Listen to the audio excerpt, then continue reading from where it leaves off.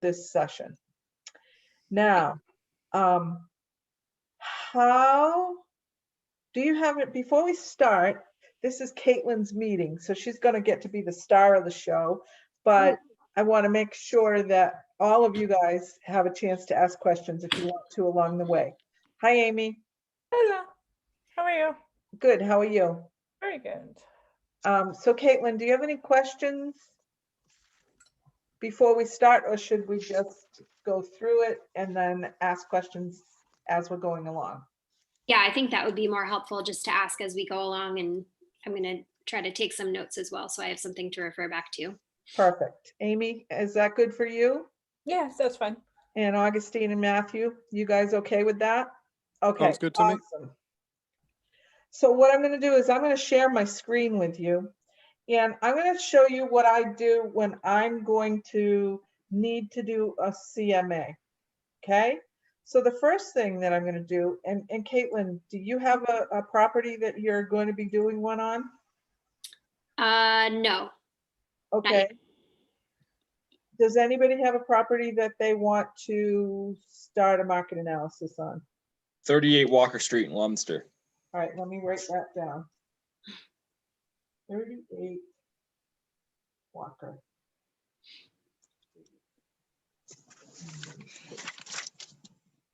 Okay, perfect. All right, so as you can see, can you guys all see my screen? Yes. Okay, perfect. So as you can see right now, I'm on the home screen of MLS PIN. I'm going to go to tools. The first thing that I want to do is I want to see, has that property ever been on the market before? So you see where it says property history right here? I'm going to click on that. And I'm going to go in and I'm going to type in 38 Walker and 01453. That's it. I'm not going to put anything else. I'm not going to put street here or anything, because if I put ST and the town has it listed as STREET, it won't show up. So I'm just going to put as little information as I possibly can. And then I'm going to click on search now. No listings found. So what that means is it probably hasn't been listed in a long, long time. Okay, which is a good thing to know. All right, the next place that I'm going to go to is I'm going to go back to tools, and now I'm going to go to public records. And then I'm going to put in the address again, 38 Walker.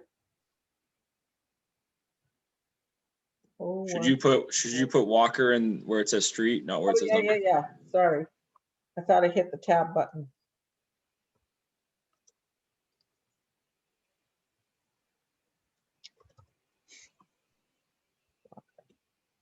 Okay. Okay. Now I can see I found the property.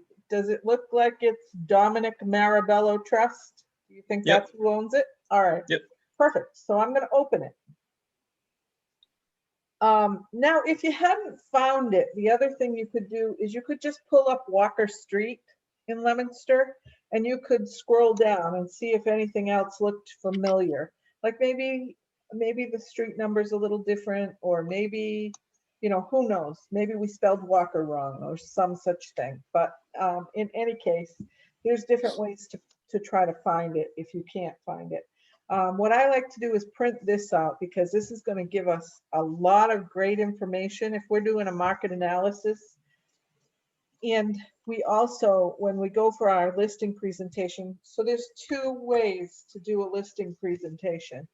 We can either ask to come out and do a quick preview of the house and then bring everything back later on with the market analysis attached, you know, and go through the market analysis. Or we can do a market analysis first. As a new agent, that might not be comfortable for you, doing a market analysis on a house you haven't seen. However, I will say you can certainly drive by. In this case, this house hasn't been listed before, so we're not going to get an idea of what the inside looks like from the old listing pictures. That's why I was trying to look that up, to see what it listed for before what the pictures looked like and what the description sounded like and all of that. But I am going to get a lot of information from here as well. And you should be able to find one of these on every single property that you would want to look up. I'm trying to get, trying to move our picture out of the way. So let me see. Just going to do that. Okay. All right.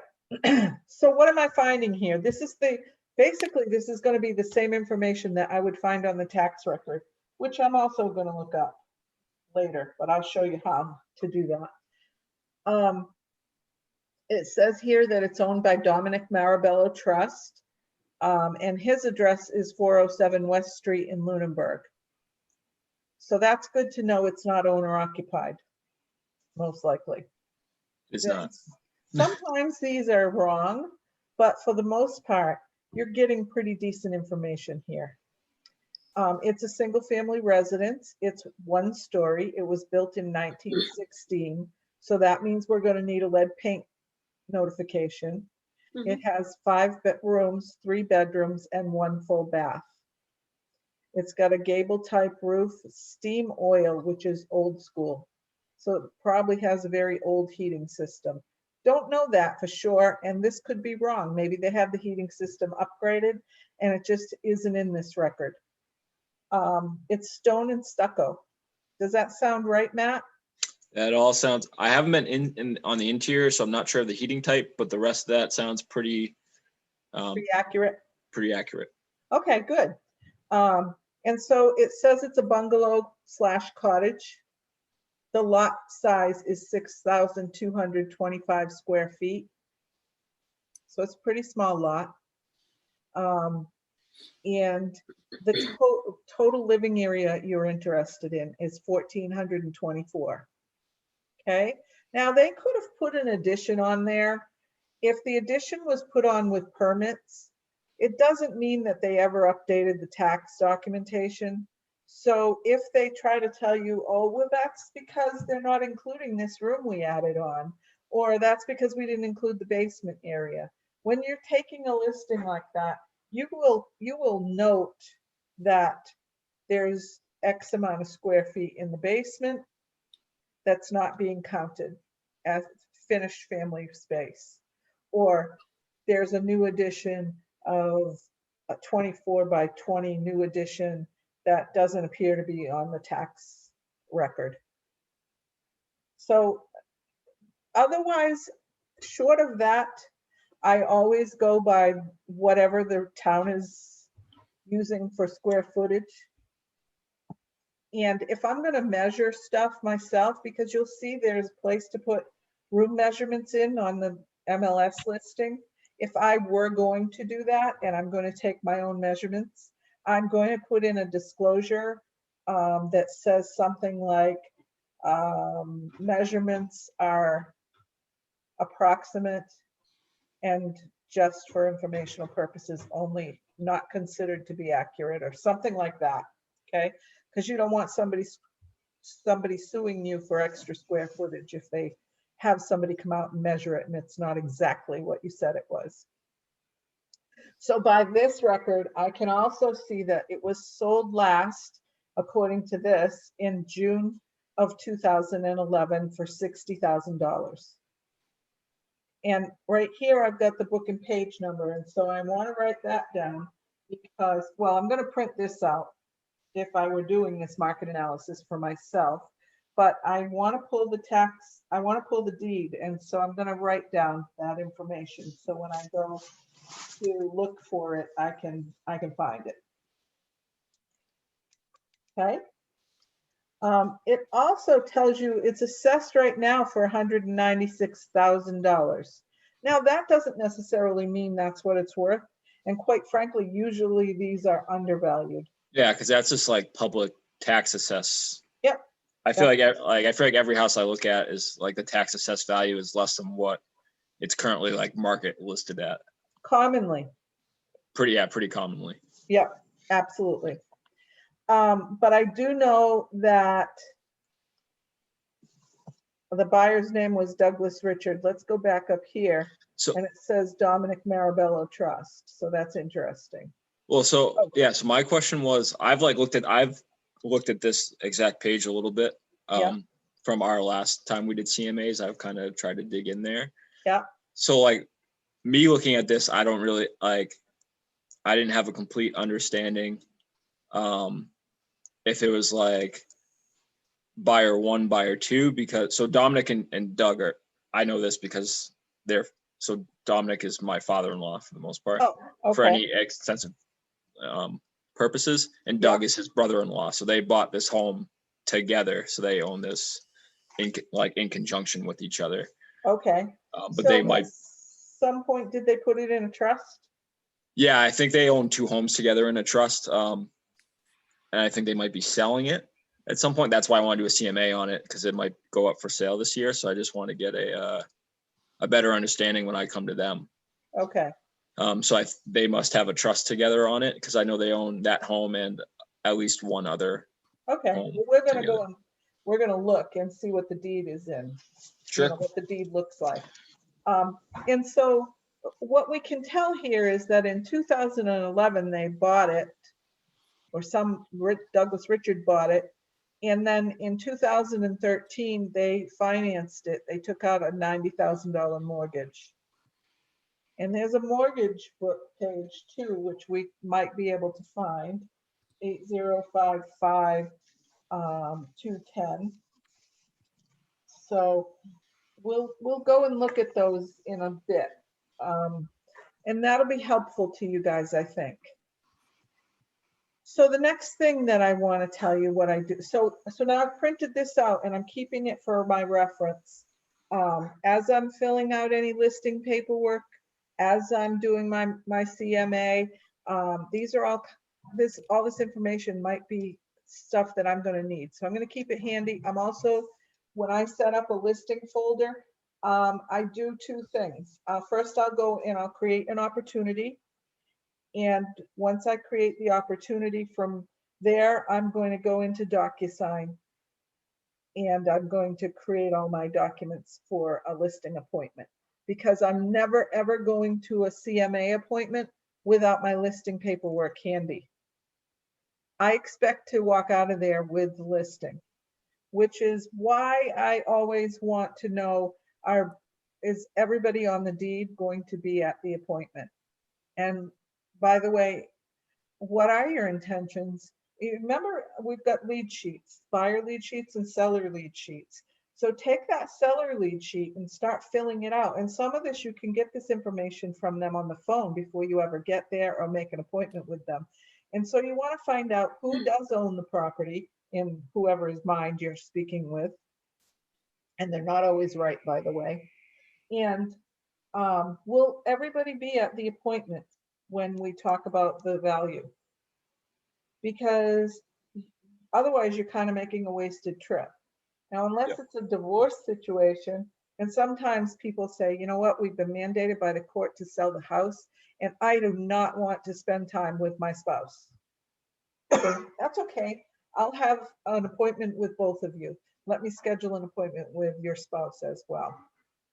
And I'll do it separately if I need to. But preferably, I want everybody in the room that's going to have to be on the listing and signing the deed. Judy, are you saying that because anyone on the deed needs to sell that seller disclosure agreement with you? I'm saying that because everybody on the deed needs to sign every document. They need to sign the listing. They need to sign the mandatory agency disclosure. They need to sign the deed in the long run and all the closing papers. Okay. Okay. So I don't want to be dealing with one person if there's more than one person that needs to be signing everything. I'm going to shut my door.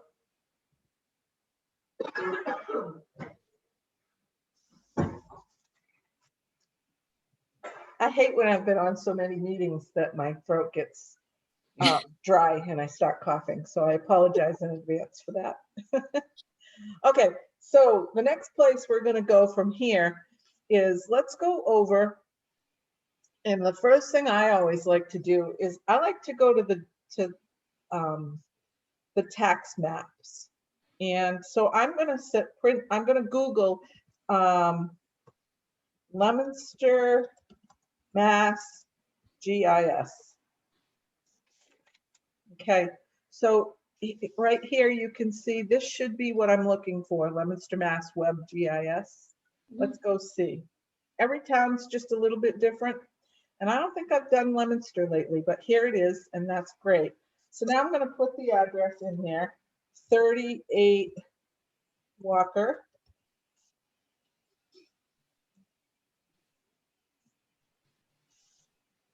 And there it is. Does that look right, Matt? That indeed does look right. Yep.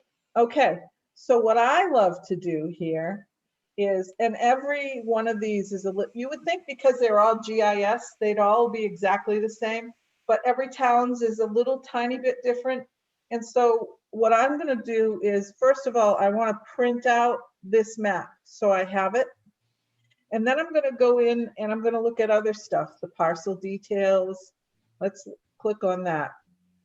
Doesn't give me much there. So let's go to layers. I can get my topo map on there. I can get a Google Street Map, all of these if I want to. Or let's see if I can just go back to that first place. Additional data. Okay, here's my tax. This should be my tax information. And so I should be able to pull all this information up if I want to.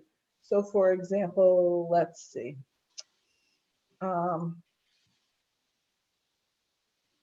one's not working the way I'm used to, but that's okay. So play around in here, get your information. You can see the map legend here.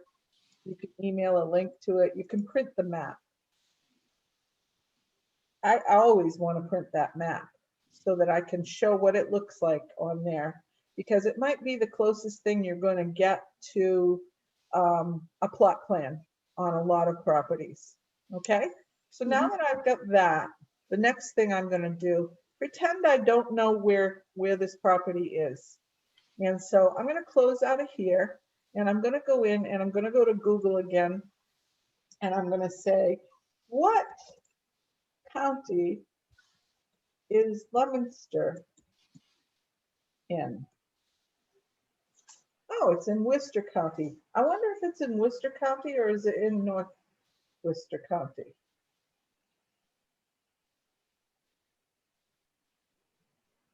I think it's in North Worcester County. So what I'm going to do next is I'm going to Google Worcester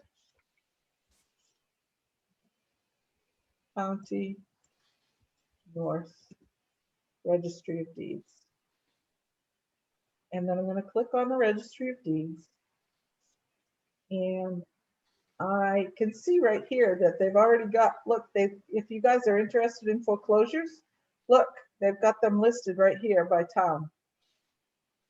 Just side note, off track. Okay, so they've also changed this since the last time that I looked at it, but right over here on the left-hand side, it says find my property records. So I'm going to go over here and I'm going to go into Worcester. Oh, that's just a silly thing. Why does it have that?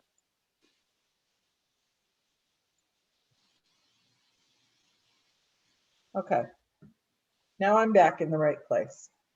So up here, as you can see, it wants to search, but it wants to search by the name. And I don't want to search by the name. I want to search by the book. So for this time, I'm going to put my book and page number in, which was 7426, and then page 78. And then I'm going to search. And I can see there's a deed. Let's go and look at it.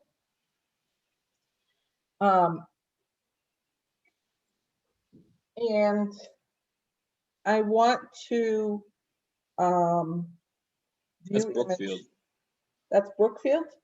It says town Brookfield.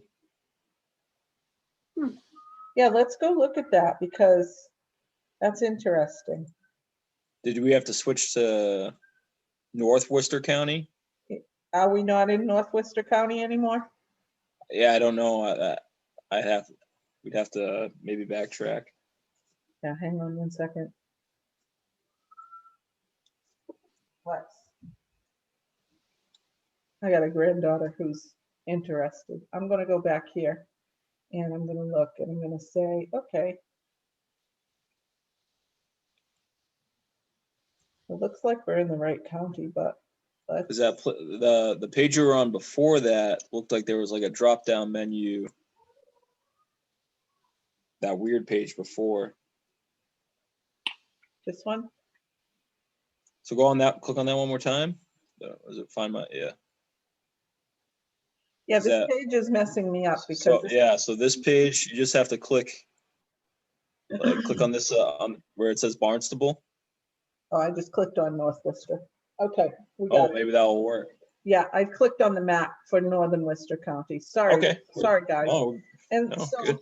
we're gonna go search by name or address.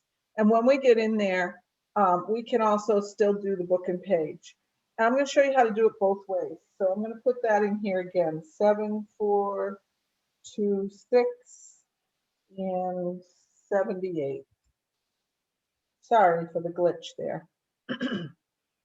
Okay, so now this is hard to remember too, and they change stuff all the time.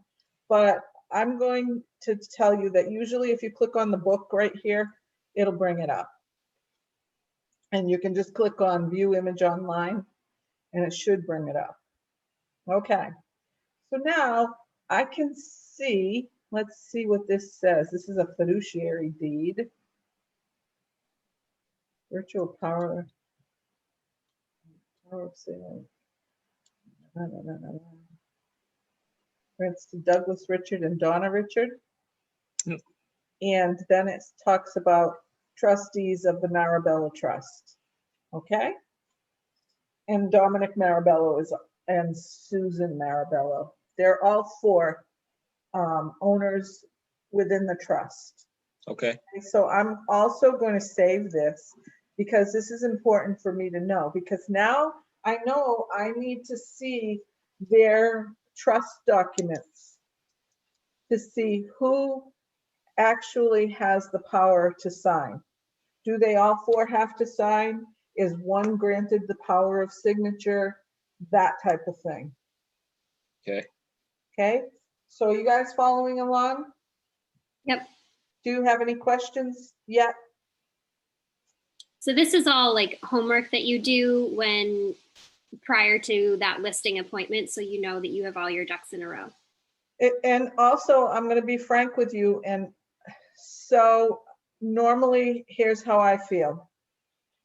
I always go into a market analysis with the assumption that I'm getting the listing if I want it. And so I'm always fully prepared, and I will create a bound booklet for them. The first half of the booklet is going to be my listing presentation. And the second half of the booklet, well, there's 3 sections. The second part of the booklet is going to be the market analysis, the tax, public record there, maybe the field card, if I pulled the field card up from the Leominster tax department, definitely the deed, that GIS map, and I've got that in my second section. My third section is going to be all the documents that they will be signing if they decide to list that night or I decide to take the listing. And they're all completely filled out, except for maybe the price in the listing agreement and, you know, other minor things. I'm going to fill as much of it out as I can ahead of time, because I expect to get that listing signed that night. And even if they say to me, well, we know we want to list with you, Judy, and you know, we're planning on doing that, but before we put it on MLS, we really want to get X, Y, and Z done. I'm gonna say, don't worry about that. We're gonna sign the listing and everything tonight so that I can start working on the marketing plan for you. And we'll do a delayed entry for MLS so that you don't have to worry. Because the rule, you guys, this is for your knowledge, the rule is that when you take a listing, the date of the signature on the listing, you have to have that property up and running in MLS within 24 hours. So how do you delay that? So there's a form, it's called the delayed entry to MLS form. It's an MLS form. It's called delayed entry. And you'll fill that out with them and sign it, and you can leave the date blank. Say they say, well, we don't know when we're going to be ready. That's okay, we'll just leave this date blank and you'll be all set. When you're ready to go, I can pull the trigger. We'll be all ready. So you don't have to worry about finishing this process before we get the house on the market. 90% of the time that works and people will just sign with you. Sometimes, and I try to find this out before I go as well. Sometimes they're just looking for a price because, you know, they want to know how much their house is worth. They have no intention of selling it. And if they tell me that, I'll still do a market analysis for them, but I'm not going to put the kind of detail into it as I normally would. So my lead sheet becomes very, very important, because when I call them and I have a conversation with them, or they called me, the first thing I do is I pull out that lead sheet and I start getting the answers to those questions. I want to know what their motivation is before I ever go there, because then I know whether to even ask them for the listing that night. If they say to me, we're not selling, we just want to know the value, I'm still I have to bring that mandatory agency disclosure with me, right? First face-to-face meeting that I have with them. Yeah, because I mean, you're still talking about their property, which is a specific property. Even if they decide that they're not going to sell, you're still in their home talking about their home. That's right. Absolutely. So that I have no choice but to bring that. I'm still also going to attach all of the listing documents in my book. Now, there's one thing that I would like to chat with you about. I have this beautiful bound book. It tells them what I do, how we're going to market their property. It gives them all the the CMA information, and it does all of that. And then it has all the listing paperwork as well. If they tell me I'm interviewing 3 or 4 people, I'm taking that back with me. I'm not giving that to them. In fact, I'm going to use it as my guide of what I'm going to chat with them about at the table. And if they aren't going to list with me tonight, I'm taking that book back with me. Okay. Because I don't want them passing it out to the next person saying, well, this is what Judy Scotland gave me. What are you going to do for me? The next guy's going to beat me if they can. Right? So Yep. I don't want my competition to see what I provide. But I will tell you that 95% of the time when I come to an appointment that prepared, they don't want to interview the other people. And I'm happy, and I'll say to them, they'll be like, well, we have 2 other appointments we've got scheduled. Otherwise, we'd list with you tonight. And I'll have a conversation with them and I'll just say, listen, if you want to list tonight, let's go ahead and do that. You've got to do what's best for yourself. And I believe you can't do better than me. If you believe that as well, let's just get this paperwork signed and I'll be happy to call those agents and cancel your appointment with them. Yeah. What do you think that they're going to offer that I haven't offered you now? Do you have, so if you're not ready to sign tonight, you may have questions about something, or you may not feel like, yeah, what are they going to offer that I haven't offered you here? Or do you feel like I haven't offered you? Yeah. I mean, you've got to have a conversation. There are good scripts out there for all of that. And honestly, it's not often that I lose to another agent, or that they even want to continue on that process.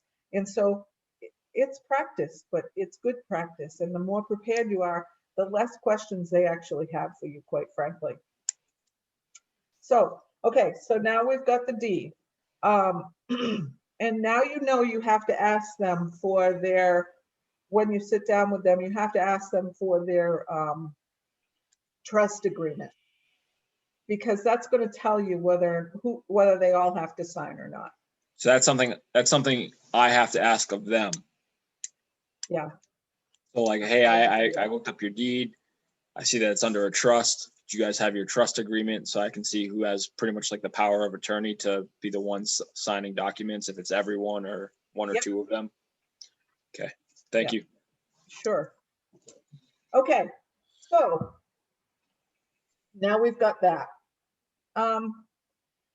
So let's get down to exactly what we're here for, the actual market analysis. So I'm back here. And what I can do is I'm going to click on this Cloud CMA button. You guys all see that here? Mhm. Yep. And when I click on that, and I'm teaching you the old school way, because honestly, I think it's still the best way, because as I'm coming up with what I feel is a good value for the client, I'm also at the same time getting to know the market in their area. Mhm. Okay, so I'm going to create a new report, and I'm going to create a CMA. And you see there are other things I can do in this Cloud CMA thing.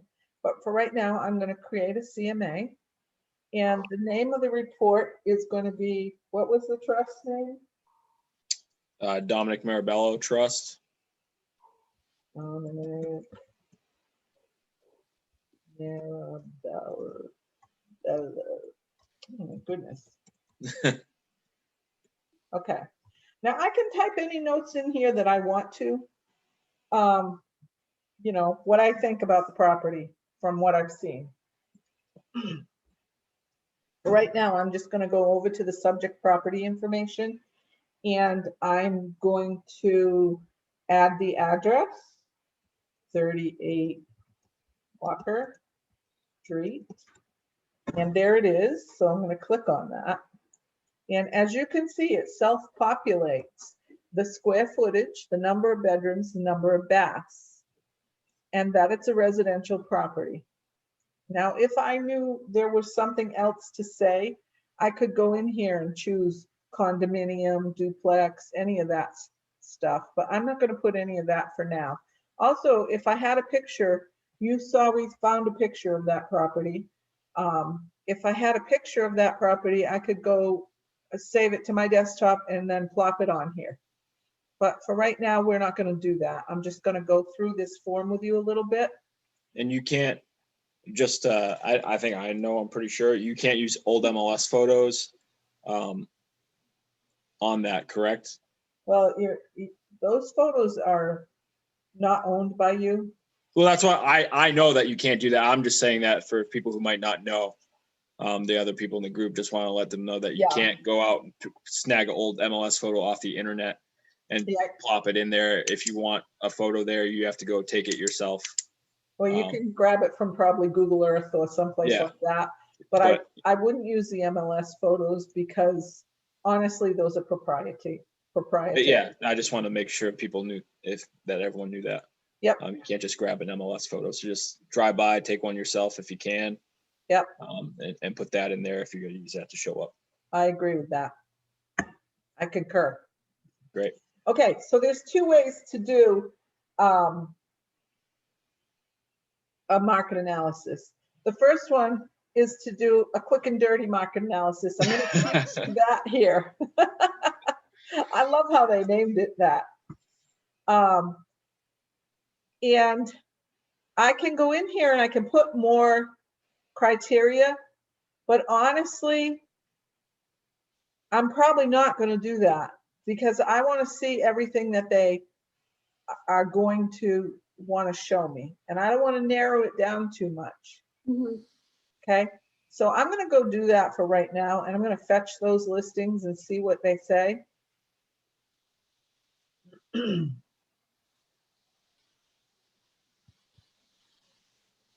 you see here where it says set price.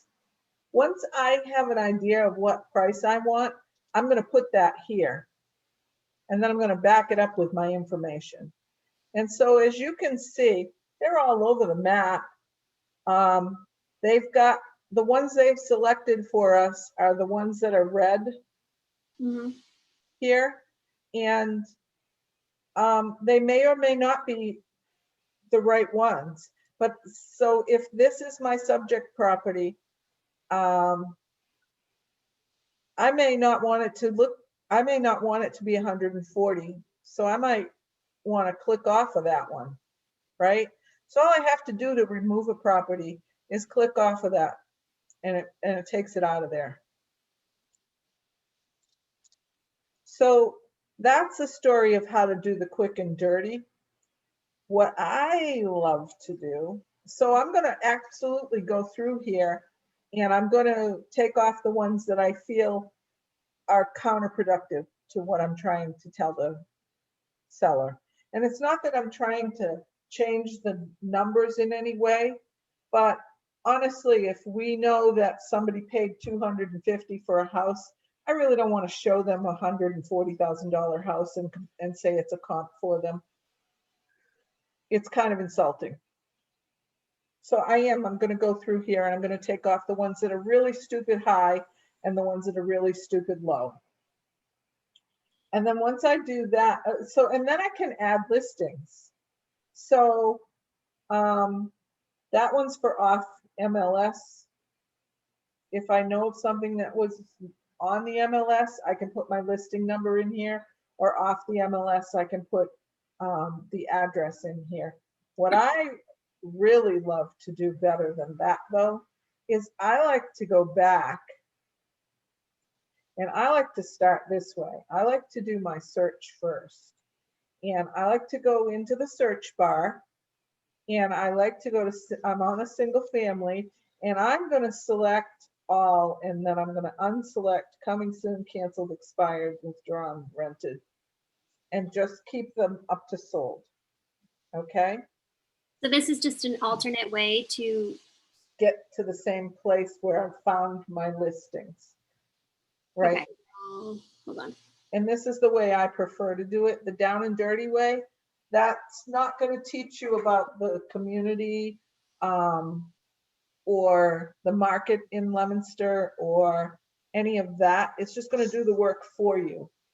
And honestly, I'm interested to know. I'm going to show you how to do an automatic one in a minute as well.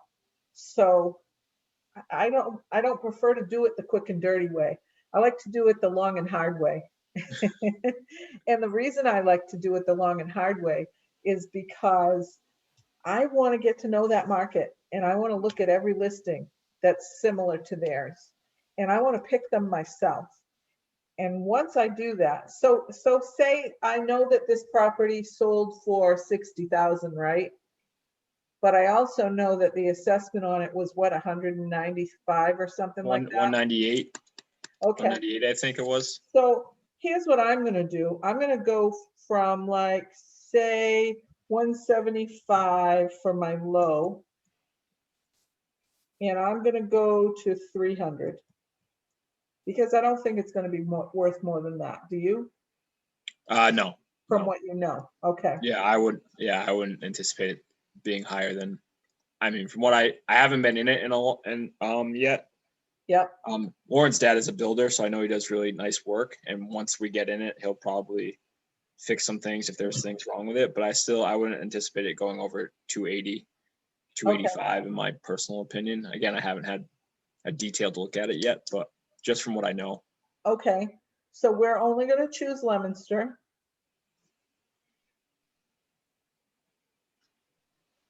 And after I finish this, I am going to come back, and I'm going to just do that street because I want to see everything that's sold, everything that's available and sold on that street.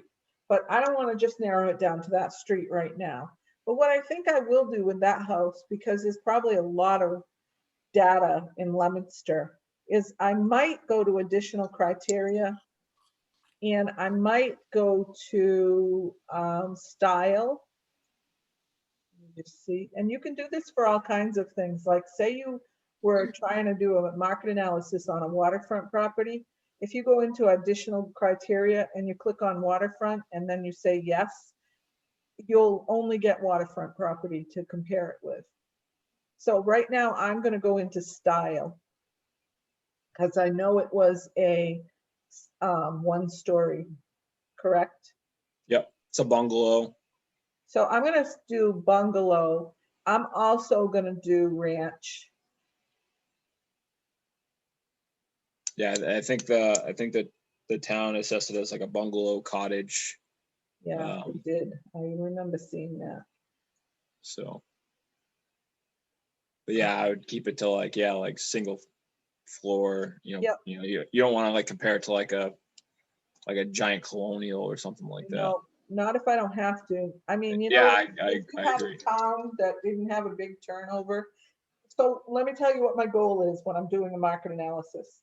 My goal is to find as many really comparable properties, similar properties, 3 solds, 3 under agreements, and 3 actives, if I can. I always want to have 9 properties, a minimum of 9 properties in those 3 criteria, in those 3 categories, if possible. So now I can see right up here, I've got 34 results. That ought to be good. So let's go look at them. And I think I've got some good comps from looking at that picture before. But what I'm going to do is I'm going to just scroll through here and I'm going to start looking at all of these houses that I just flagged. And I'm going to check the ones that I think are similar. And then I'm going to keep those. So I'm hoping that I'm narrowing down some just by looking at the pictures, right? So for the sake of education, let's just do that quickly. So say I decide I'm going to keep that one. I'm not going to keep that one because it looks like it has an upstairs. I'm going to keep this one, even though that looks newer. I'll keep this one for the preliminary. That looks like a flip. It probably is. If you're telling me this is a flip that we're talking about, we'll keep that one. And I'm not going to keep this one because it's got a second story. This one looks like a little cottage. So quickly, I'm going to go through as many as I can here.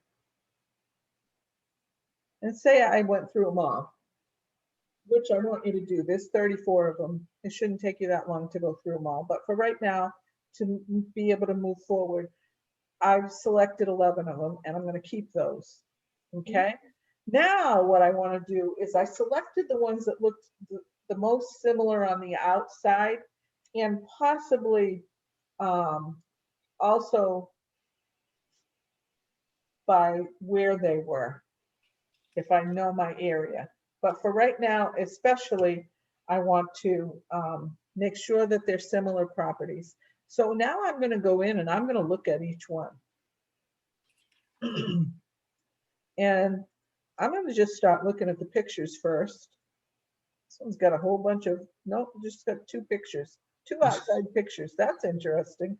And they want $285,000 for it. That's just great. So then the next thing I'm going to do here is I'm going to read it. Well, this one's got public water, private sewer. I'm assuming yours has public water, public sewer. Yeah, I'm pretty sure. Yep. So let's not keep this one. First of all, it only has 2 pictures. Second of all, seriously?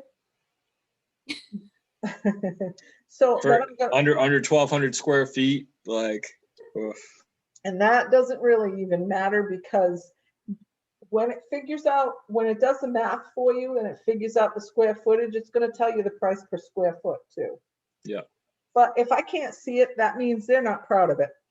Mm-hmm. So they didn't put pictures on the inside because they're not proud of it at all. So the next one I'm gonna go to is here, and honestly, I like to go down here and just scroll through the pictures this way. Great. I wonder how much they think that tree house is worth, Looks like a chicken coop. right? So, and this is the fun part too.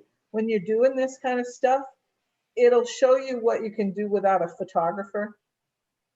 And it also, because I guarantee you, you see this one with all the white around it, they didn't even hire a photographer to take pictures here. They're taking pictures of a tree house. They've got all kinds of stuff. I mean, I have a rule. One of my staging rules is only 3 things out on the counter. And a counter this size, I wouldn't even want to see 3 things out. So honestly, I'm consulting with these people. I'm trying to get them the most money I can. I'm going to have to tell them some hard facts. We would have stuffed everything underneath the counters to take pictures. Yep. And I don't want to see a trash can in my pictures.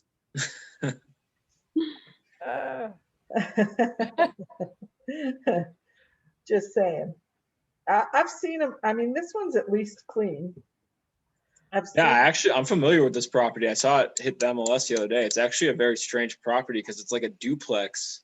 Oh, almost, really? that they took. Yeah, if you read the info on it, it's like a duplex, but it's like turned into one single family. Oh. Like a master suite kitchen or something. Right? Yes, yeah. So like you'll see a second kitchen at some point in these pictures. Okay. Yeah, see, like. Yeah. Yeah, I saw it too.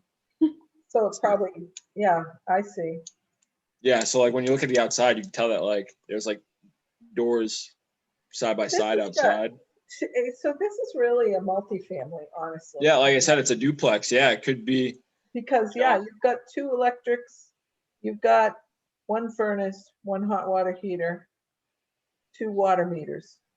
So in that instance, Judy, would you, since you know that the subject property that we're looking at is a single family, would you deselect this from? Okay. Absolutely. And that's why I'm doing this, because I want to know as much about all these properties that it came up that were going to be similar as possible. And then that way they can say, you know, my friend has a house over on 22 Second Ave, and they're asking $289 for it, and it's under agreement. Don't you think my house is at least that good? Well, yes, maybe so. That's right by the office. Yeah, it is right by the office. But I would be like, maybe so, but this is more of a multifamily in my opinion, and I don't want to use it if I don't have to. So I'm going to find more houses. This one probably is pretty similar because it looks like it's been redone. So I always read this section. I always look in here to see, do we have city water? Do we have city sewer? Is there anything I need to know special about this property? When was it built? What's the square footage? All of that. But mostly I want to look at, I'm still just trying to eliminate properties, because out of 34 properties, I'm really only trying to end up with 9. 3 of each sold, under agreement, and active. So I'm going to start just looking at the pictures now. Pictures are nice in this house. Yeah. Looks like it might be a flip. Yeah, I would agree. Everything's gray. I think that's how you tell. If everything is painted gray, assume that it's a new flip. Yeah. This is Jason Reagan's. Yeah, I saw that. So he does a good job on his flips. One thing I would suggest he do is put more photos in there. I feel like we're allowed 40 photos. Why do we only have 16? So unless there's a reason not to have more photos, I'm going to put as many as are allowed. But that's another subject altogether, and I'm getting off track. So anyways, now I've picked my 9 properties, say, and if I want to, I can go to Cloud CMA from here. Oh, I gotta select all those properties and then go to Cloud CMA. So you select the ones you want and then hit Cloud CMA and it brings you back to. Right back to this same screen, right?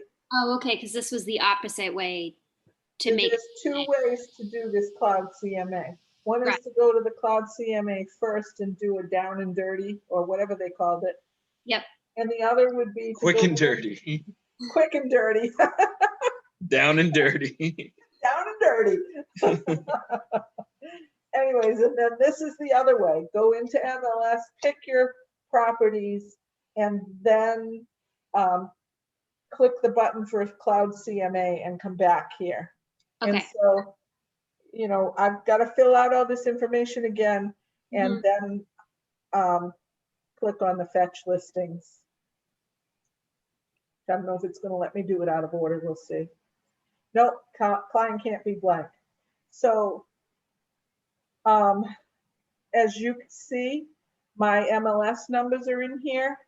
I could have also take and copy all of these and close out of this one and go back into this one if I wanted to. And go back to the criteria. And then I could add my own listings here as well. And so now I've done it the quick and dirty way, and I've added some listings myself too. Okay. Great. So once I get beyond that, I'm going to update the listings. And it might say to me, you've got duplicates. Or it might just eliminate them, I'm not sure. But anyways, now I'm looking at the map again, and I'm still all over the place. Probably going to take a couple of these out. You know, I want to be as close to the property as I can as well. So once I've got this all done, I'm gonna look at this over here on the right, and I'm gonna say the high is 370, the average is 263, the median is 260, and the low is 140. I think after all the research I've done, I would like to put the price point at 275, and that's what I'm going to put up here for my set point. Okay? Does that work for you guys? Yep. Yes. Okay. And so as you can see, I've got 16 sold and 4 active and under contract. The properties are selling like hotcakes in Leominster, so that's why. That duplex we just looked at, I think was on the market for 5 days, and it's already under agreement. That blue one that was. Yeah. It has not been on that long, and it's not a terrible property, but it's not really not the greatest property in the world. Yep, but I'm telling you, everything's selling like hotcakes, especially in Leominster. So now I'm going to customize this report, and I can go in here and I can change my theme. And what I did is I chose the red and black one. You can choose whatever you want, whatever your colors are going to be. And play around in here. I'm not going to spend too much time in here, but you're also going to need to decide. You've got all these things that you can add to your market analysis. And if you're not going to have your own listing presentation to go with your market analysis, you may want to do that. So go through these. You can come in and you can actually look at what everything looks like. And you can say, oh yeah, I want that front page on there. Because look, that's cool. I want that to be the front page. And you can do it. You can go right through and look at every single page and all the way down and decide, yep, I want it, or no, I don't want it. And if you don't want it, you just click the red button next to it and take it out. Okay. Okay, and same thing over here. There's some additional stuff you can put in over here. All this stuff is available, which is really cool. So what I would do is I would look at it. I would do this once, and then I think there might even be a place to save it as a default so that you don't have to eliminate all these pages every time. And so then the next thing after I've done that, I'm just going to publish this report, and I'm going to click on this button, And I'll show you what it looks like without too much customization. You see, I can email it to them, or I can copy it as a PDF, or I can copy a live link. I can, that way, if I wanted to bring my computer with me and just click on it and go through it with them, I could do that. But I don't usually trust that because my computer, inevitably, it's not going to have service or something's going to go wrong. So I usually make that booklet and bring that with me, and I go through that with them. So let's look and see. I'm going to view that PDF and show you what it looks like. It's 19 pages long because of the way I customized it. And this is what the first couple of pages look like. And then I've got the map of the comparables. And then the summary of comparables. And if you look, Nat, all the square footage, the price per square foot is here with the averages at the bottom. Yeah. So if your client is a flipper and he says, well, what am I looking at per square foot at $275? Well, I can figure out what at $275 what your price per square foot would be. The average in Leominster right now for the properties that are similar to yours is 198. Yeah. Okay. And so under contract, their average square footage price is 180. That's interesting, right? Mm-hmm. But Yeah. anyway, if you go through it, it's going to show them all of the properties that we chose. Of course, these are lame because we didn't really choose them, but in your case, you're going to have spent some time looking at the properties and choosing these. So does anybody have any questions about how to do a CMA, or do you feel like you could go in and do one now? Yeah, that was super helpful. Yeah, this is really good. I'm gonna do a test run on my house to see if I can. And that's what I always tell people. If you don't own a house, do one on your landlord's house, or do one on your parents' house, or somebody that you know. And it's fun to do. It's fun to play with. And oftentimes when you do your own house, you'll find that you were off, because we either undervalue or overvalue our houses. Very rarely are we right on the money. Mm-hmm. And so when you go through this, if you don't like something that's in here, go back to the customization page and take a page out if you don't like it.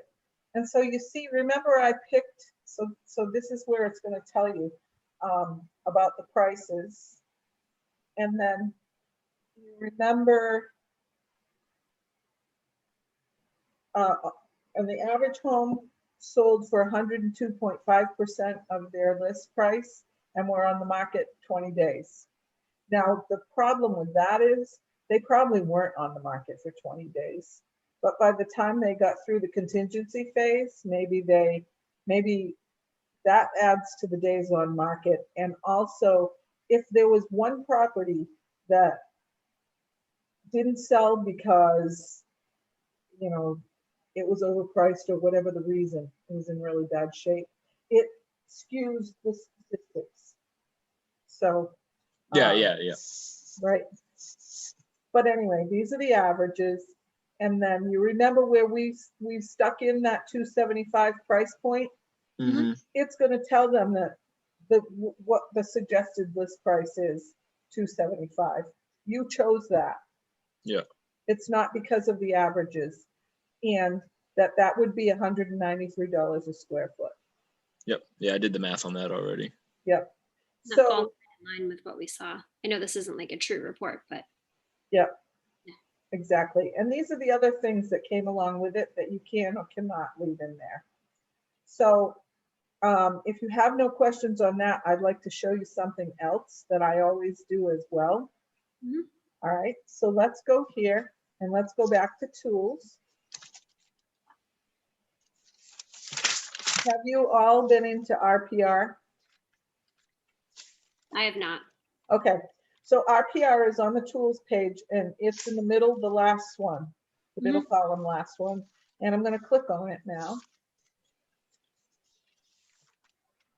And the first time you click on this, it's going to say, you know, in order to log in, you need your NRDS number, but it also tells you how to find it. So if you don't know what your NRDS number is, you can go find it. But I've already logged in bunches of times. So we're gonna go back here and we're gonna say 38 Walker. That's right, right? That's Walker. correct. Yep. I wanna see if it popped up yet. No. Walker Street.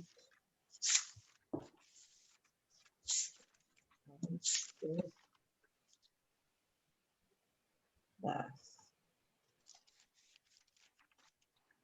Okay. So the RPR is only 239, but they don't know what we know. They don't know it's been flipped or upgraded, right? So they're going on the assumption that it hasn't been updated. I'm sorry, Judy, what does RPR stand for? I don't remember. Okay. Let me see if I can find it someplace on here.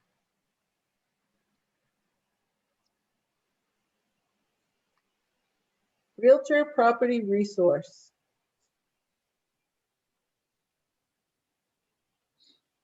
Thank you. And it's only realtors that have access to this. So it's pretty cool. And I'm going to tell you, most agents do not use these. And you can get the best stuff from here. So even if you don't believe the price, and what I do is, and see, there's a picture of it right there. And what I would do is, honestly, I give them the report and I say, listen, RPR thinks the house is worth 239, but just what I said to you, they don't know what we know. And that's that you went through and renovated the whole house. So I could refine it and change the RPR quite easily by going in and changing around all the stuff, but I'm not going to do that because I don't want all the other agents to know that that happened. So I don't want to update this. I just want to show them, here's what it would have been worth if you did nothing. And now that you've done stuff to it, I believe it's worth this. But look at the reports that you can create from it. Yeah, even that estimated value range was from 234 to 274, which is pretty much like right where you landed. That's right. Exactly. So you see, we've got all these different choices. You can go in here and look at all the samples for the reports.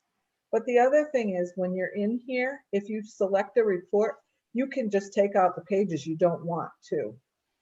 And then once you've chosen one, so say I chose this property report, or say I chose a seller's report. See, it says you can uncheck the elements you wish to hide, but you want to go and look at it before you start unchecking stuff, right? Because people love when you come with all this information. Like, oh my God, you're so smart. You know everything about Leominster and my property already, right? So honestly, a lot of it's redundant, but go through it and look at it before you start taking stuff out of it. And in the meantime, look what you can do. When you get down here, you can include the recipient's name. You can put their name in here and you can type a message if you want to. And then you could email it to them if you chose to. Here's a quick report. When I get there, we'll go over your property specifically.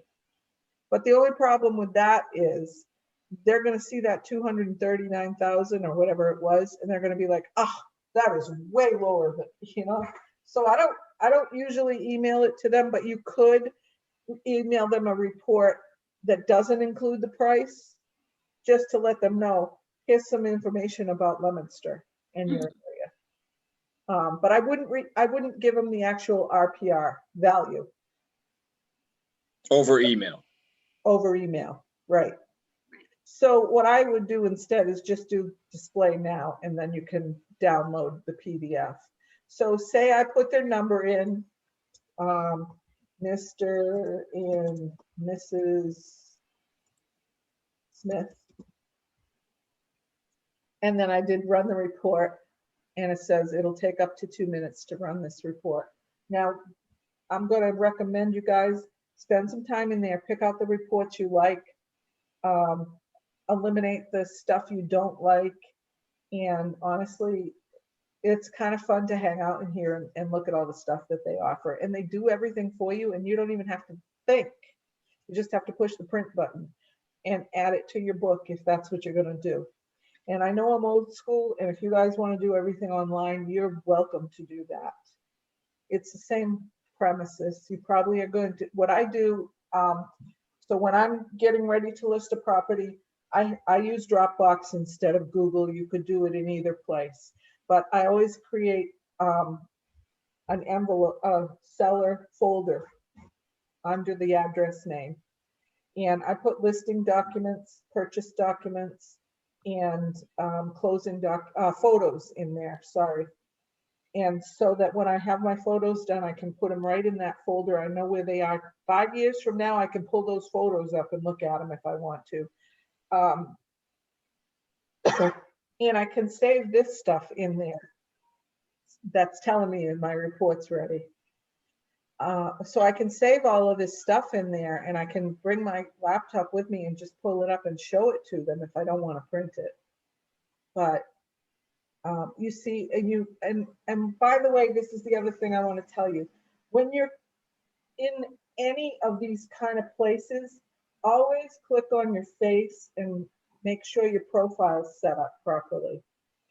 In Command, in MLS, in RPR, they're separate. You'd think RPR would pull it from MLS, but it doesn't. So Okay. you always want to create a profile for yourself, because look what it does. I put my logo in here, and you know, I put all this in here. So all of this auto-populates every time. And then again, here's my value. And you're going to see there's a whole bunch of pages here. And it just makes you look so smart. Yeah, I mean, it's a 67-page report. Yep. And they're probably not even going to look at, and by the way, if they tell you they're just not ready to list, or they're going to think about it, or they're going to list with you now, leave them this whole book that you bring with you, my listing presentation, which includes this report, and leave it with them. And they can, you know, they can leaf through it if they want to, or they don't have to. But the fact that you have all this information makes you the expert. I mean, and look at the graphs, right? And it shows you this house. Oh, this house didn't raise as dramatically as the town did, or as Massachusetts did either. That's interesting. But anyway, you can go through all of these, and it's got school reports in here, market activity, averages, all kinds of different stuff in here. So I love RPR, and I always use it just to make me look wicked smart. Awesome. Yeah. All right, so I think that's the end of my presentation. Are you guys good? Do you feel smarter? A little bit. Yeah, that was great. Okay, great. And do you have any questions? All Not right. yet. For me, once I do my own first analysis, I might have questions, and I'll get back to you. But for now, I think I'm good. It was Okay. definitely, I think it was definitely better the second time through, because I know we did one Yep. a few months ago, and now again it was pretty similar as far as what you taught us, but I think I haven't been doing it enough to catch it, but I think this time went really well. I think I took better notes this time too, to know exactly what I should be doing, especially on a property that I'm familiar with. Like today was super Right. helpful for me, because that's literally a CMA that I want to do. Right. So it's like to see that all come through. Like I've been playing around on my end on like the notes that I've had, and I was like, oh, I got this far, but then I went wrong here. I went wrong there. I took a left turn when I should have took a right turn. So now I better understand what I should be doing to get to those properties. Oh, that's awesome. I forgot about the quick and dirty. You forgot about the quick and dirty. Well, that's great. So let me just say this to you guys. And Matt, I think that that's awesome that you said you got more out of it today. And there's a couple reasons for that. I'm sure I taught it differently than I did the first time. It was pretty similar, but like I said, yeah, I mean, and I think I'm more evolved now, right? Like every day I'm learning more. So I Yeah. feel like I have a better understanding now than what I did, whether it was a month and a half ago, whatever that was. That we did it. Exactly. And so that brings me to my point. So when you learned it the first time, you didn't have as much of a base knowledge. Mm-hmm. And so some things probably went over your head or didn't mean much to you. And so now you're in a different position to hear things differently as well. And I'm sure I did teach it differently, even though it should be similar. Because yeah, like I said, I was very similar. I didn't have notes on RPR in there from before, so I don't know if that was something we didn't end up having time to talk about. I don't know. I don't really remember. Yeah, I mean, again, like I feel like I would have wrote that down. I did check my notes today to make sure. You And I didn't see probably that would in have. there. So. And maybe we were short on time. I think, did you do it on Tuesday and I was getting ready to go into coaching corner maybe? Yeah, it could have been something something else we had going on. And but anyway, in any case, it's the same thing with other courses that you might take. Ignite. I always tell you guys, take it right in the beginning, but I'm going to tell you, if you're 6 months in or even a year in and you're not where you want to be in your business, take it again, because you're going to hear it completely differently than you heard it the first time. Yeah, for sure. Even today in class, today's class was like buyer or seller listing appointments in Ignite this morning. And we had just talked about pre-listing packets on Tuesday in Coach's Corner. So I was like, oh, I know what a pre-listing packet is. Like, people are like, what's that? Never heard of that. And I was like, let me tell you. Yep. What's the difference between a pre-listing packet and a listing presentation? It's like, oh yeah, like listing presentation is what you bring, like pre-listed, like, and it, like how we talk about, like, yeah, like if you send someone a pre-listing packet, you look that much more confident as to know what you're doing.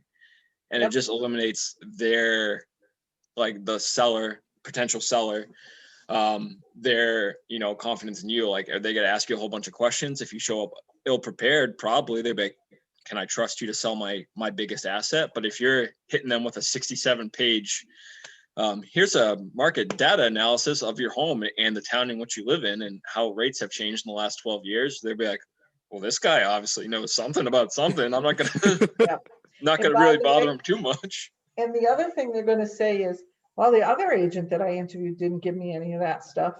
Exactly. So, I mean, that was something we talked about today as well. It's just like Keller Williams is the best training company in the world, not real estate, just in training in general. Best trained company in the world. So 60% of the agents out there don't have a listing presentation or a pre-listing presentation. So if that's what you're bringing to the table right from the get-go, it's like, oh, I met with Mr. Agent last week and he didn't have any of this. Yep. He just said he was going to sell my house by pure willpower and his like good looks. And it's like, okay, great. Yeah. Well, here's the data that says I work for the best team around, and this is how even if you're a solo agent, right? Keller Williams is my team, and here's how I'm going to sell your house. That's right. Absolutely. You are 100% correct.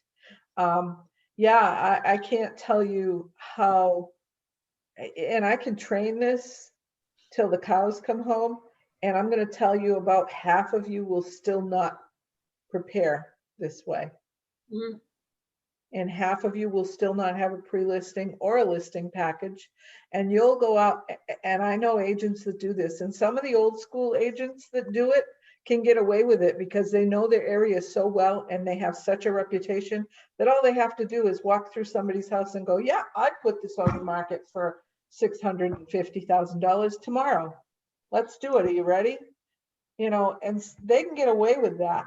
But your average new agent ought to be this prepared. And quite frankly, I've been in the business since 1983. I go in with all of this information too, because I just don't want to wing it. I don't want them to wonder if I know what I'm doing or not. I want to prove it to them without them ever having to ask me. And so all of this stuff really does that.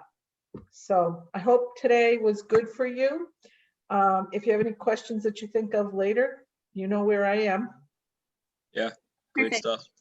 All Yeah, right. guys. So if you haven't taken Ignite, and you're talking about listings, just to add, I think there's a, obviously listing presentations are in Command. If you guys haven't found them yet, they're in there. There's 6 of, I think there's 5 of them to go through and customize to your own listing presentation. And then if you go to the Ignite 2.0 page, there should be, I have to go find it, a pre-listing packet, and like a pre-listing like questionnaire that you guys can download it, because there isn't a pre-listing design in Command that I found, and I'm pretty familiar with Command. Matt, I'm going to give you some homework if you don't mind. Sure. Would you find that pre-listing packet information and bring it to Coaching Corner on Tuesday?